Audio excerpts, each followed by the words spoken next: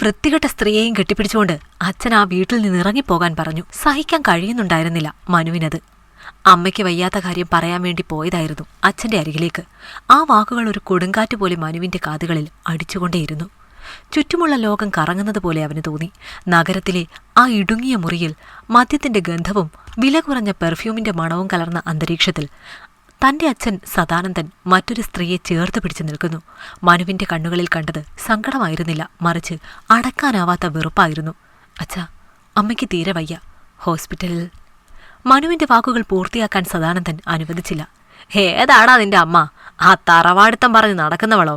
പോയി ചാവാൻ പറ അവളോട്. നിനക്ക് ഇവിടെ നിൽക്കാൻ അനുവാദമില്ല, ഇറങ്ങിപ്പോടാ. സദാനന്ദന്റെ ശബ്ദത്തിൽ ക്രൂരത തളം കെട്ടി നിന്നു. കൂടെയുള്ള സ്ത്രീ പരിഹാസത്തോടെ ചിരിച്ചു. ആ ചിരി മനുവിന്റെ നെഞ്ചിൽ തുളച്ചു കയറി. ഒരക്ഷരം പോലും ഉരിയാടാതെ വിറയ്ക്കുന്ന കൈകളുമായി അവൻ ആ പടിയിറങ്ങി. അതൊരു വലിയ തകർച്ചയുടെ തുടക്കമായിരുന്നു. മനുവിന്റെ ഓർമ്മകൾ അവന് വർഷങ്ങൾ പിന്നിലേക്ക് കൊണ്ടുപോയി. ഒരു കാലത്ത് കേരളത്തിലെ വലിയൊരു തറവാട്ടിലെ രാജകുമാരിയായിരുന്നു അവന്റെ അമ്മ ജയ. പാരമ്പര്യവും പ്രൗഢിയും ആ വീട്ടിലേക്ക് പണിക്കാരനായി എത്തിയതായിരുന്നു സദാനന്ദൻ. വശ്യമായ സംസാരവും കപടമായ സ്നേഹപ്രകടനങ്ങളും കൊണ്ട് അയാൾ ജയയുടെ മനസ്സ് കീഴടക്കി.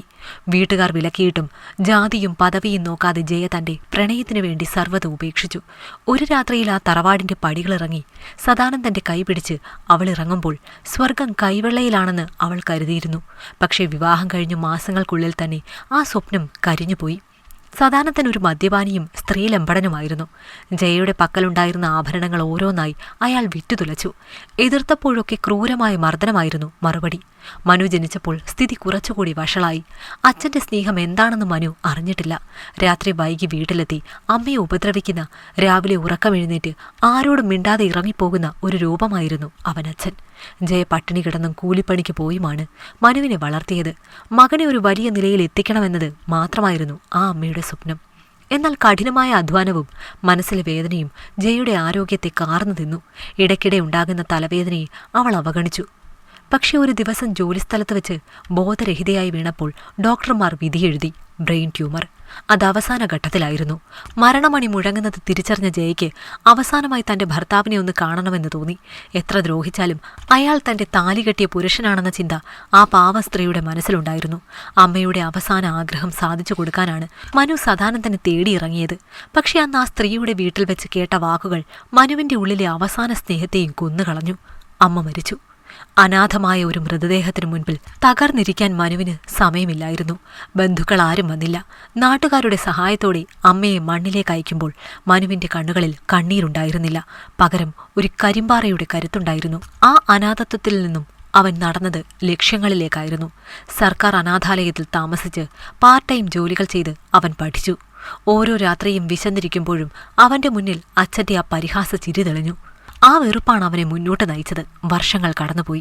19 വർഷങ്ങൾക്കിപ്പുറം ഒരു പോലീസ് ജീപ്പ് നഗരത്തിലെ തിരക്കേറിയ ജംഗ്ഷനിലൂടെ കടന്നുപോയി. ജീപ്പിന്റെ മുൻസീറ്റിൽ സബ് ഇൻസ്പെക്ടർ മനു വി നായർ ഗൗരവത്തോടെ ഇരിക്കുന്നു. യൂണിഫോമിലെ നക്ഷത്രങ്ങൾ വെയിലിൽ വെട്ടിത്തിളങ്ങുന്നുണ്ട്. ക്രമസമാധാന പാലനത്തിന്റെ ഭാഗമായി നഗരം ചുറ്റുന്നതിനിടയിലാണ് റോഡിലെ ഒരോരത്ത് ആൾക്കൂട്ടം ശ്രദ്ധയിൽപ്പെട്ടത്. വണ്ടി നിർത്തൂ, മനു ഡ്രൈവറോട് പറഞ്ഞു. അഴുക്കുചാലുകൾ കരികിലെ കല്ലിൽ ചാരി ഒരു വൃദ്ധൻ ബോധരഹിതനായി കിടക്കുന്നു. ചുറ്റുമുള്ളവർ പുച്ഛത്തോടെ നോക്കി കടന്നു പോകുന്നു. മനു ജീപ്പിൽ നിന്നിറങ്ങി അങ്ങോട്ട് നടന്നു. ആ മനുഷ്യന്റെ രൂപം കണ്ടപ്പോൾ മനുവിന്റെ ഉള്ളിൽ ഒരു മിന്നൽ പിണർ പാഞ്ഞു. പാറിപ്പറന്ന നരച്ച മുടി, മുഷിഞ്ഞ വസ്ത്രങ്ങൾ, വ്രണങ്ങൾ നിറഞ്ഞ കാലുകൾ. അയാൾക്കെന്തോ മാറാരോഗമുണ്ട് എന്ന് ഒറ്റ നോട്ടത്തിൽ അറിയാം. മനു അയാളുടെ മുഖം സൂക്ഷിച്ചു നോക്കി. അതായിരുന്നു സദാനന്ദൻ. വർഷങ്ങൾക്ക് മുൻപ് ദൃഢമായ ശരീരവും അഹങ്കാരവും ഉണ്ടായിരുന്ന ആ മനുഷ്യൻ ഇന്നൊരു അസ്ഥികൂടമായി മാറിയിരിക്കുന്നു. അയാളുടെ ജീവിതത്തിൽ അയാൾ ആസ്വദിച്ചു തീർത്ത സ്ത്രീകളാരും കൂടെയില്ല. പണം തീർന്നപ്പോൾ, ശരീരം തളർന്നപ്പോൾ അയാൾ തെരുവിലേക്ക് എറിയപ്പെട്ടു.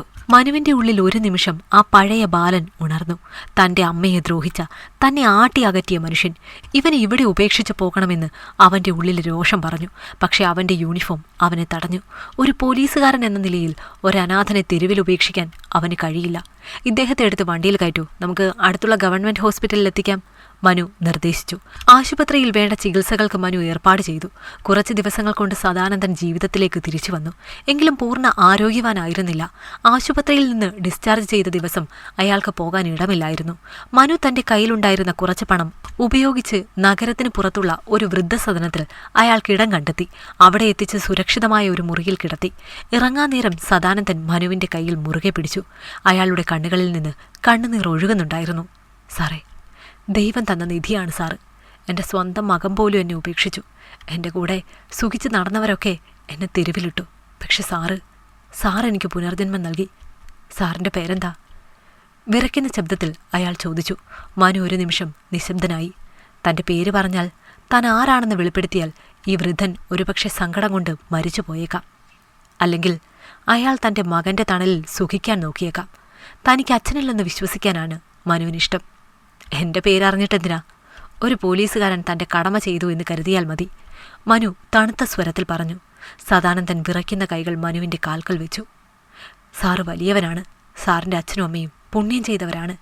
ഇത്രയും നല്ലൊരു മകനെ കിട്ടിയല്ലോ. ആ വാക്കുകൾ കേട്ടപ്പോൾ മനുവിൻ്റെ ചുണ്ടിൽ ഒരു പുച്ഛച്ചിരി വിരിഞ്ഞു. ആ ചിരിയിൽ വർഷങ്ങളുടെ നോവും പ്രതികാരവും അടങ്ങിയിരുന്നു. താൻ ഇവിടെ എത്തിയത് തൻ്റെ അമ്മയുടെ പുണ്യം കൊണ്ടാണെന്ന് അവൻ അറിയാമായിരുന്നു. പക്ഷെ അച്ഛൻ്റെ കാര്യത്തിൽ അത് വെറും വിരോധാഭാസമായി അവന് തോന്നി. ഇവിടെ നിങ്ങൾക്ക് ഭക്ഷണവും മരുന്നും കൃത്യമായി ലഭിക്കും. ഇനി തെരുവിലേക്ക് ഇറങ്ങേണ്ടി വരില്ല. മനു തൻ്റെ ഷൂവിന് മുകളിലിരുന്ന അയാളുടെ കൈകൾ സാവധാനം മാറ്റി. മനു പടിയിറങ്ങി നടന്നു. ഓരോ ചുവട് വയ്ക്കുമ്പോഴും അയാൾ തൻ്റെ പഴയ ഓർമ്മകളെ അവിടെ ഉപേക്ഷിക്കുകയായിരുന്നു. ജീപ്പിൽ കയറി കണ്ണാടിയിലൂടെ നോക്കിയപ്പോൾ വൃദ്ധസദനത്തിൻ്റെ ഉമ്മറത്ത് നിന്ന് കൈകൂപ്പി നിൽക്കുന്ന സദാനന്ദനെ അവൻ കണ്ടു. ആ മനുഷ്യൻ ഇപ്പോഴും അറിയില്ല താൻ തൻ്റെ മകൻ്റെ കാരുണ്യത്തിലാണ് ജീവിക്കുന്നത് എന്ന്. മനു ജീപ്പിൻ്റെ ഗ്ലാസ് താഴ്ത്തി പുറത്തെ കാറ്റിലേക്ക് മുഖം തിരിച്ചു. നഗരത്തിലെ തിരക്കുകൾക്കിടയിലൂടെ ജീപ്പ് മുന്നോട്ട് പാഞ്ഞു. എനിക്കറിയില്ല അയാൾ ആരാണെന്ന്. എനിക്ക് അച്ഛനില്ല. എൻ്റെ അച്ഛൻ 19 വർഷങ്ങൾക്ക് മുമ്പ് മരിച്ചുപോയി. ഇത് വെറുമൊരു അനാഥൻ, അത്രമാത്രം അവൻ മനസ്സിൽ പറഞ്ഞു. മനുവിൻ്റെ വാക്കുകളിൽ ഒരു ഉറപ്പുണ്ടായിരുന്നു. പ്രതികാരം കൊലപാതകത്തിലൂടെയല്ല, മറിച്ച് അർഹിക്കാത്ത കാരുണ്യം നൽകിക്കൊണ്ട് അവഗണിക്കലാണെന്ന് അവൻ തിരിച്ചറിഞ്ഞു. തൻ്റെ അമ്മയുടെ ആത്മാവ് ഇപ്പോൾ ശാന്തമായിരിക്കുമെന്ന് അവൻ വിശ്വസിച്ചു. സദാനന്ദൻ തൻ്റെ ബാക്കി ജീവിതം ആ വൃദ്ധസദനത്തിൻ്റെ 4 ചുവരുകൾക്കുള്ളിൽ തൻ്റെ മകനെ തിരിച്ചറിയാതെ അവൻ്റെ ഔദാര്യത്തിൽ ഒരപരിചിതനായി കഴിയട്ടെ. അതായിരുന്നു അയാൾക്ക് നൽകാവുന്ന ഏറ്റവും വലിയ ശിക്ഷ. മനുവിൻ്റെ യാത്ര തുടരുകയാണ്, നീതിയുടെയും സത്യത്തിൻ്റെയും പാതയിലൂടെ. അവൻ്റെ പിന്നിൽ ഒരു ഭൂതകാലം കരിനിഴലായി ഉണ്ടായിരുന്നുവെങ്കിലും അവൻ്റെ മുൻപിൽ തെളിഞ്ഞ ആകാശം സൂര്യപ്രകാശത്താൽ തിളങ്ങുകയായിരുന്നു. ആ വെളിച്ചത്തിൽ പഴയ മുറിവുകളെല്ലാം സാവധാനം ഉണങ്ങിത്തുടങ്ങി. താൻ കടന്നുവന്ന കനൽ വഴിയിൽ നിന്ന് ഒരു പുതിയ മനുഷ്യനായി അവൻ ഉയർത്തെഴുന്നേറ്റു.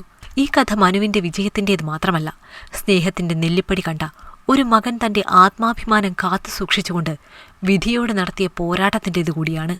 സ്നേഹിക്കാൻ കഴിയാത്തവരോട് വെറുപ്പ് കാണിക്കാതെ അവഗണിക്കാൻ പഠിക്കുന്നതാണ് ഏറ്റവും വലിയ പക്വതയെന്ന് മനു ലോകത്തിന് കാണിച്ചു കൊടുത്തു. ഈ കഥ നിങ്ങൾക്കിഷ്ടമായെങ്കിൽ ലൈക്ക് ചെയ്യൂ. നിങ്ങളുടെ അഭിപ്രായങ്ങൾ കമന്റായി രേഖപ്പെടുത്തൂ.